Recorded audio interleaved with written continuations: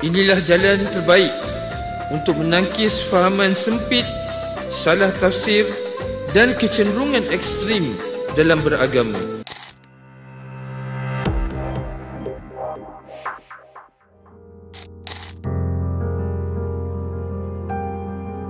Di tengah arus maklumat digital hari ini, cabaran terhadap akidah umat Islam semakin hebat.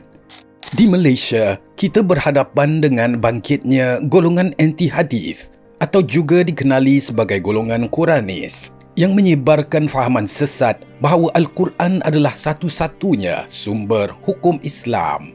Mereka ini menolak secara total sunnah dan hadis Rasulullah sallallahu alaihi wasallam, sekaligus memisahkan kita daripada panduan hidup, syariat dan cara beribadah yang sebenar.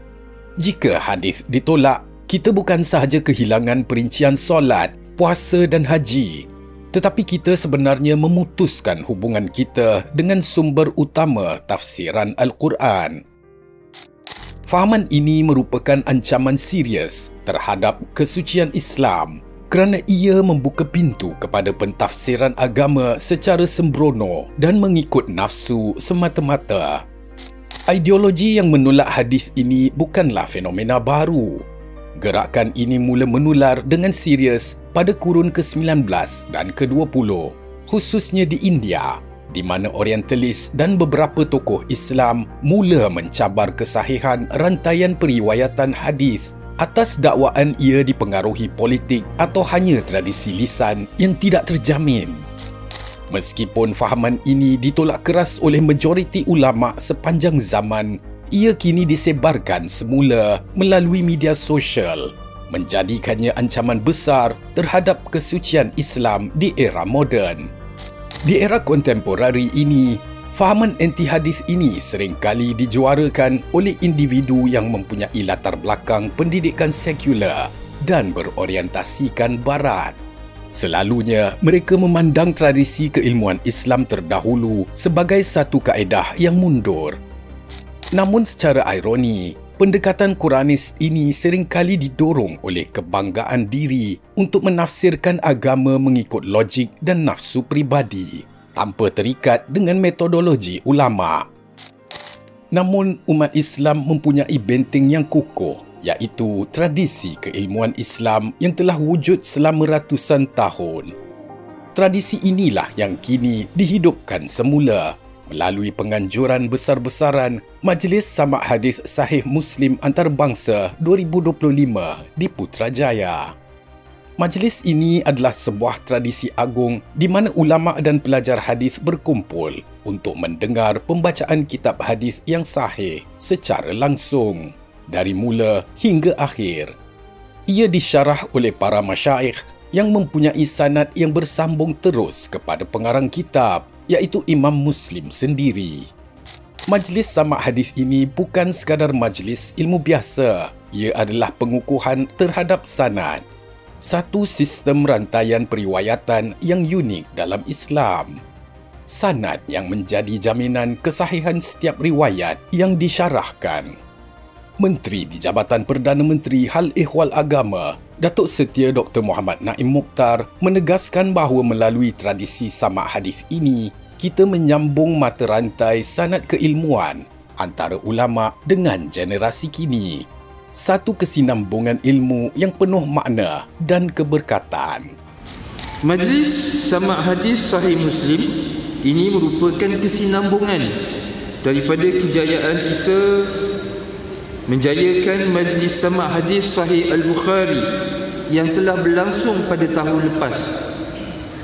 Ia melambangkan komitmen kerajaan dalam menjadikan Malaysia sebagai pusat rujukan keilmuan Islam yang unggul di rantau ini.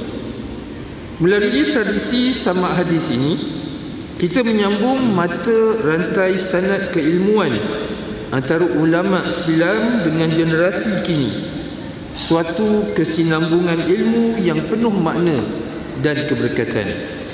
Sistem sanad memastikan bahawa setiap hadis yang dibaca telah melalui proses lapisan ketat selama lebih 1400 tahun. menangkis dakwaan golongan anti hadis bahawa hadis adalah rekaan semata-mata. Penyertaan hampir 1,000 peserta dalam majlis seumpamanya sebelum ini membuktikan kehausan umat Islam terhadap ilmu hadis yang tulen dan sahih. Majlis Samak Hadis Antarabangsa 2025 ini turut menjadi majlis pembukaan kepada program dakwah negara PDN 2025. Datuk Dr. Muhammad Naim menegaskan bahawa penganjuran majlis ilmu seperti ini bertujuan untuk menangani kecenderungan fahaman sempit, salah tafsir serta unsur ekstremisme dalam beragama melalui pengukuhan budaya ilmu dan kefahaman berdasarkan dalil yang sahih. Majlis ini juga menjadi bukti bahawa Malaysia terus menjadi pemangkin kepada usaha memartabatkan agama, memelihara perpaduan ummah dan menolak segala bentuk ekstremisme. Melalui majlis ilmu seperti ini, kita menanam semangat kasih, adab dan perpaduan, 3 unsur penting dalam membentuk masyarakat madani yang berakhlak tinggi dan sejahtera. Majlis Samak Hadis Sahih Muslim Antarabangsa 2025 adalah langkah proaktif Kerajaan Madani dan JPMHEA dalam memelihara akidah ummah. Penyertaan kita sebagai pencinta Rasulullah sallallahu alaihi wasallam adalah tanda komitmen untuk memelihara sunnah Nabi. Ia juga memastikan kefahaman kita terhadap Islam adalah lengkap, berpijak pada sunnah dan terhindar daripada penyelewengan. Marilah kita bersama-sama menyertai dan menjayakan tradisi keilmuan agung ini. Terima kasih kerana menonton. Terus sokong kami dengan menekan butang subscribe dan aktifkan loceng notifikasi. Bersama kita perkasakan kebenaran.